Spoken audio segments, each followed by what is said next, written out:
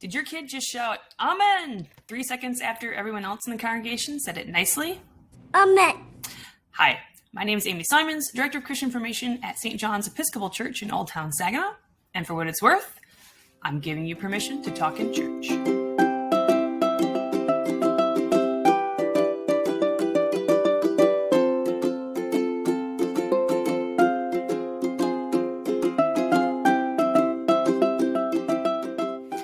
We've all been there. The priest sets the tone for the liturgy with an opening collect, and the congregation affirms things with a collective Amen. And then 2 seconds later, a shout comes from the back pew. Amen! Amen. Maybe your little one has been counting down the number of songs left to the end of the service and is poised and ready to conclude things with a robust, Thanks be to God! Thanks be to God. Or, should we be so lucky, our kiddo has nearly memorized the Lord's Prayer. But to prove it, they insist on speaking it louder and faster than anyone else around them. Thanks be to God! I've got some news for you.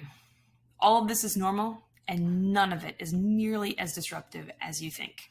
If we waited until our kids were at a proficient enough reading level to follow along in the bulletin before we encouraged them to participate in worship, we would be selling them way short, and they would be missing out. It's completely unrealistic to expect toddlers or preschoolers to participate at the same level as adults. And yet, in the words of Mr. Rogers, everyone is big enough to do something. So let's let our little pre-readers respond as they are able. They're copying us. They're listening to us so they know how to respond.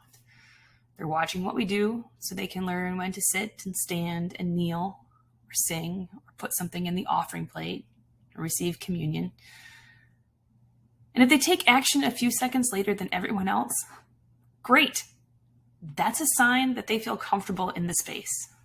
And if they rush the tempo a little bit, that's even better, because it means they're familiar and have started to anticipate what comes next in the service. What may have felt embarrassing should perhaps be a sign of your success. Are they fully mature, engaged, faithful little people? Nope, not yet. But thanks to you, they're on their way. Give yourself and your kiddo a break. You are their first preacher, their first Sunday school teacher, and their first impression of what a loving God is like. And so day by day, week by week, we'll discern how to help them mature into the full stature of Christ. You're doing a good job, and you don't have to do it alone. Lean on the folks around you, let them encourage your family, and keep on keeping on, even if it's 3 seconds behind everybody else. See you next time in Talking in Church.